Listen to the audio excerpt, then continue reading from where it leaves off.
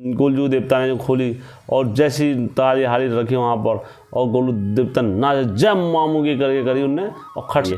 और कभी यहाँ से हवा नाच रही, कभी यहाँ से नाच रहे, कभी ये नाच रहे, तो सब ये हाहाकार में है होगा। तभी जाके लड़के को फर्क हो गया, पूर्वक से उसमें गंगा जी में विसर्जित करता है। उन्होंने कहा देवता जो भी हमसे गलती हुई है, जो भी मान सम्मान जो है हम सब कर। उत्तराखंड घूमूलो क्या टिहरी क्या मुनिशारी, उत्तराखंड घूमूलो क्या टिहरी क्या मुनिशारी। हाचू हाचू हाचू हम पहाड़ी नीचू नीचू। हर हर महादेव, जय वीरकारा बजरंगी। आप सब पर महादेव की कृपा हमेशा बनी रहे। और यह आपका अपना चैनल है, इसे लाइक कराएं, सब्सक्राइब कराएं और जहां जहां तक हो सके आप लोगों के पास भेजें।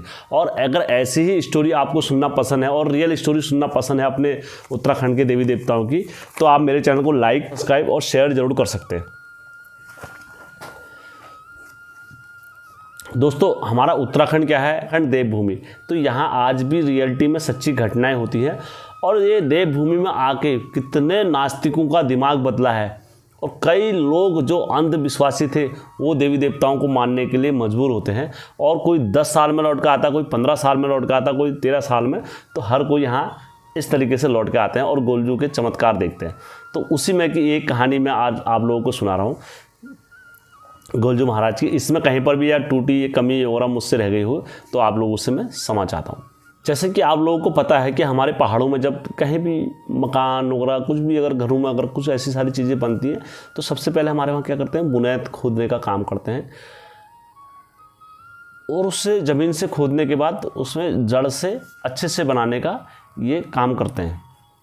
मेरे पास जो कहानी आई है ये सल्ट से आई है मेरे पास कहानी। और जिस किसी ने मेरे को ये कहानी दी है तो उनने कहा है दाजू इसमें नाम लुप्त रखना हमारा, और मेरे आपसे रिक्वेस्ट है। तो मैंने कहा ठीक है कोई नहीं, मैं इसमें नाम लुप्त रख दूँगा आपका। उसके बाद क्या होता है, इनके घर में किसका वास हो जाता है, देवी देवताओं का वास हुआ। इनके जो लड़के थे इनका जो नाम रख देते हैं सिंह, और उनकी मम्मी का नाम रख देते हैं रेखा सिंह, और जो उनके पिताजी थे उनका नाम हम रख देते हैं अशोक सिंह। तो इनके परिवार में क्या हुआ करते थे, काफ़ी अच्छे और सभ्य परिवार में था, और काफ़ी अच्छा था इनके परिवार में। इनने अपने पुत्र को पढ़ाया लिखाया और काफ़ी अच्छा बनाया रखा। हमारे गांव में क्या होता है, जहाँ बुनियाद वगैरह कहीं भी खुदती है तो वहाँ पर क्या करते हैं, पहले खुदाई का काम करते हैं। तो 2 बालक और एक लड़की थी, छोटी थे वो। तो उनका क्या हुआ, वो गांव के मतलब अच्छे परिवार में से थे 2 बच्चे। तो वो दोनों बहन भाई छोटे थे बचपन में। जहाँ बुनियाद खुद रही थी तो वहाँ वो अक्सर खेला करते थे। उनका नाम हम चिन्हित कर देते हैं। ये दरअसल जो नाम रहेंगे सारे काल्पनिक रहेंगे। उनका नाम हम रख देते हैं, एक का नाम रख देते हैं हम मनोहर, जो लड़के का नाम है उसका नाम हम रख देते हैं मनोहर, और जो लड़की का नाम है उसका नाम हम मंजू रख देते हैं। जो मंजू और मनोहर थे, इन्होंने आप बच्चों की आदत होती है कि जैसे खड्डे वगैरह हो तो वहाँ पर खेलते हैं। तो इनको खड्डे में से क्या मिला, ये वहाँ पर खेल लेते। तो खड्डे में इनको एक पत्थर मिल गया बहुत बड़ा, और इतना सुंदर था, अच्छा था, मूर्ति जैसा था। तो वो पत्थर में इनने पकड़ा, पत्थर को पकड़ने के बाद इन 2 बहन भाइयों में लड़ाई हो गई। उन्होंने कहा नहीं नहीं ये मेरा पत्थर है, मेरा भगवान है, मैं इसकी पूजा करूँगा। और लड़की ने कहा नहीं नहीं मेरा है। तो इन दोनों की आपस में लड़ाई हो गई, ठपोर और डिशुम डिशुम डिशुम डिशुम बहन भाई की लड़ाई हुई। तो उन्होंने कहा साले तू नहीं मानता मेरा कहना, ये सब करके इनके आपस में लड़ाई भी हो गई। तो उसके बाद क्या हुआ, समय बीतता रहा, लड़का थोड़ा बड़ा हो गया। तो लड़का वो पत्थर को घर लेकर आ गया अपने। तो उसने क्या कर दिया, वो पत्थर को अपने पीछे रख दिया, पीछे रखा। तो पीछे रखने के बाद वो लड़का वहीं उसकी पूजा करा करता था। और लड़की बड़ी हुई, लड़की कहाँ चली गई, दिल्ली साइड में अपना पढ़ी लिखी और अच्छा किसी जॉब में लग गई लड़की, और बाहर निकल गई धीरे धीरे, ऐसे करते पढ़ाई करते करते बाहर निकल गई। तो लड़की का फिर उधर आना जाना नहीं हुआ। लेकिन जो लड़का था वो नित्य दिन सुबह उठ के पूजा करता था, छोटा ही बच्चा था, वो नित्य दिन पूजा करता था। तो एक दिन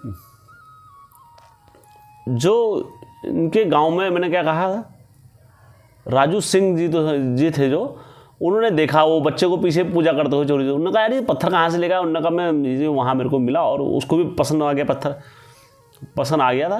तो उन्होंने कहा यार बड़ा अच्छा है, शुद्ध पत्थर है यार ये तो। उन्होंने तो इसकी पूजा जैसे क्यों करता हूँ। उन्होंने कहा मैं ले जाऊँ। उन्होंने कहा ले जाओ दाजू। उन्होंने कहा तुम इसको मैं मना। उन्होंने कहा यार ठीक है। राजू लेकर आ गया। अब राजू भी थोड़ा बड़ा था और राजू भी होशो हवास का ही था, तो राजू उसे लेकर आ गया अपने घर में। तो राजू ने क्या करा, उन्होंने कहा यार मैं इसे अपने बाहर से मंदिर बनाऊंगा, वहाँ पर रखूँगा, मैं वहाँ पूजा करूँगा इसकी। राजू के दिल में ये था। उसके बाद जो इन्होंने घर पे लेके आए, घर पे लेके आने के बाद उसे अच्छे से नहलाया, गंगा जल लेके आया मंदिर से और गंगा जल से नहलाया।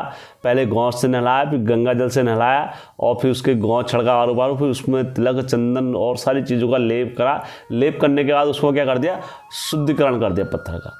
और जैसे ही वो पत्थर का शुद्धिकरण हुआ तो उस पत्थर में से ऐसी सैकड़ों देवी देवताओं की आवाज़ आने लगी, गड़ गड़ गड़, जैसे एक साथ किसी ने कई घोड़े छोड़ दिए हों, दड़ दड़ दड़ दड़ दड़ करके। और उसके बाद क्या हुआ, घोड़े ने साक्षात ये अपने सामने किसी महिला को देखने लग गए।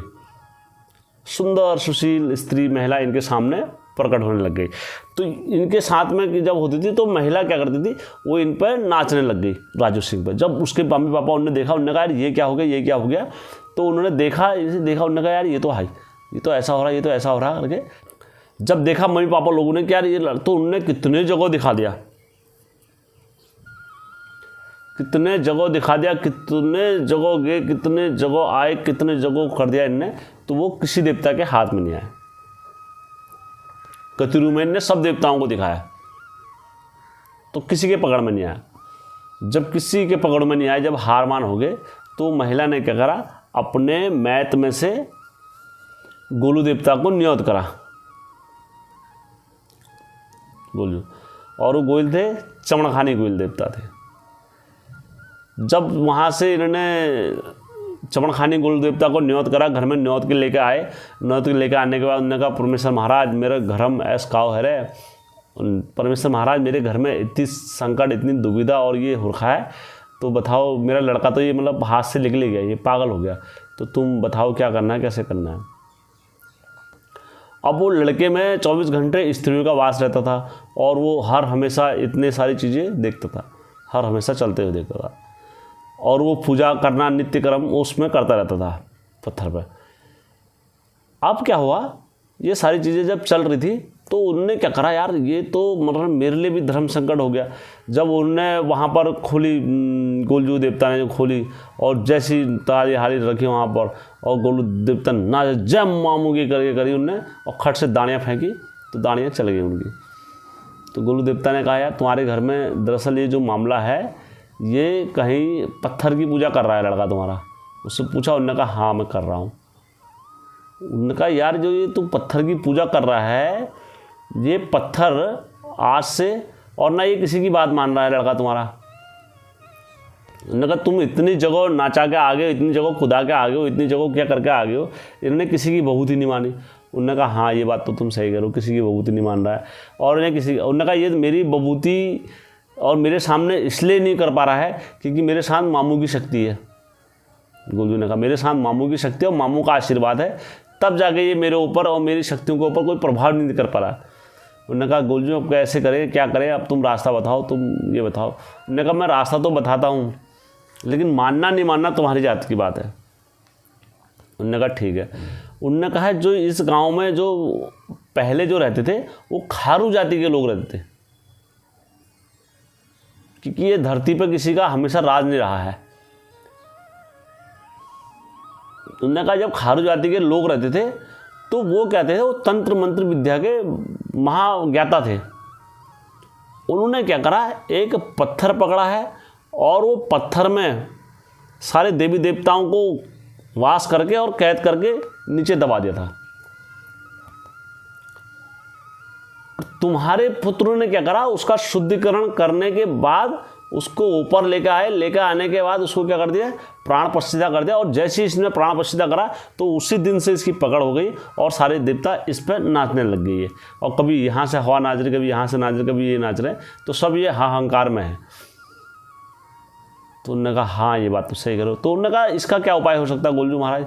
उन्होंने इसका उपाय यही हो सकता है, मैं इनको विभूति लगाऊंगा और तुम इसका उपाय करना चाहते हो तो हरिद्वार जाके और ये पत्थर को वहाँ हरजू की चरण में रखना और उनसे बोलना, हरजू से बोलना कि हरजू देवता हमारा इससे कोई लेना देना नहीं है ये घटना से, और हम इनकी पूजा का विधि विधान नहीं जानते हैं, तो इसलिए इन्हें आप अपने चरण में रखो और हमें वापस जाने दो।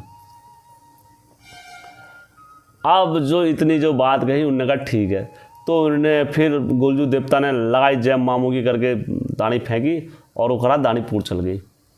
जब दानियाँ पूर चली तो गोलजू देवता ने फिर लगाई विभूति और उन्होंने कहा जब फर्क होगा तभी जाके लड़के को फ़र्क हो गया, लड़के का नाचना और एक्टिविटी सारी चेंज हो गई। तब जाके गोलजू महाराज ने कहा आप तुम यहाँ पर से काम करो, अपना ये काम करो।